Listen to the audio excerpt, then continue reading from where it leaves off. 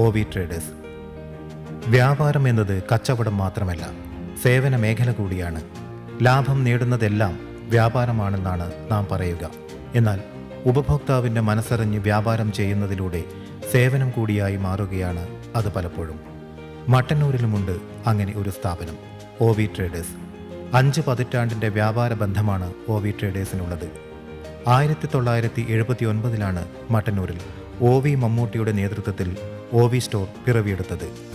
പുതിയ കാലത്ത് വ്യാപാര സംസ്കാരം മാറുമ്പോഴും അന്നും ഇന്നും സാധാരണക്കാരുടെ ഹൃദയം കീഴടക്കുന്ന സമീപനവുമായി ആൾക്കൂട്ടങ്ങളുടെ സ്ഥാപനമായി മാറുകയാണ് OV ട്രേഡേഴ്സ്. ഗ്രാമത്തിൻ്റെ വളർച്ച മാത്രമുള്ള പട്ടണമാണ് വിമാനത്താവള നഗരമായ മട്ടന്നൂർ. 2020 OV മമ്മൂട്ടി മരണപ്പെട്ടു. തുടർന്ന് ഗ്രാമത്തിൻ്റെ തനിമയും പട്ടണത്തിൻ്റെ സൗന്ദര്യവും ആവാഹിച്ചെടുത്ത് വ്യാപാരം മമ്മൂട്ടിയുടെ മകൻ OV ഫാറൂഖിലെത്തിയിരിക്കുന്നു. മറ്റ് പലചരക്ക് കടകളിൽ നിന്ന് വിഭിന്നമായി വേറിട്ടതും വ്യത്യസ്തവുമായ നിരവധി ഉൽപ്പന്നങ്ങളാൽ സമ്പന്നമാണ് ഇവിടം. തികച്ചും വേറിട്ട സാധനങ്ങളുടെ ശേഖരമാണ് OV ട്രേഡേഴ്സിനെ ശ്രദ്ധേയമാക്കുന്നത്. അതും മിക്ക ഉൽപ്പന്നങ്ങളും എല്ലാവർക്കും കാണുവാൻ കഴിയുന്ന വിധത്തിലുള്ള ക്രമീകരണം.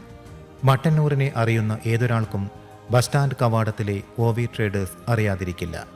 ഉപഭോക്താവിൻ്റെ മനസ്സിൽ ഇടം പിടിക്കുക മാത്രമല്ല, ആരെയാണോ നാം ചേർത്ത് നിർത്തേണ്ടത് അത് കണ്ടറിഞ്ഞ് ചെയ്യുന്നതിലൂടെ കാരുണ്യ പ്രവർത്തനത്തിലും ഇടം പിടിക്കുകയാണ് OV ഫാറൂഖ് എന്ന 39-കാരൻ.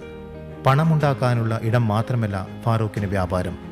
ആളുകളോട് കുശലം പറഞ്ഞും നാട്ടുവിശേഷം പങ്കിട്ടും ആളുകളിൽ ഒരാളായി മാറുകയാണ് ആഗ്രഹം. ആ ആഗ്രഹത്തിന് അരികിലെത്താൻ ദൂരമുണ്ടെന്ന് അറിയാമെങ്കിലും യാത്ര തുടരുകയാണ് ഫാറൂഖ്.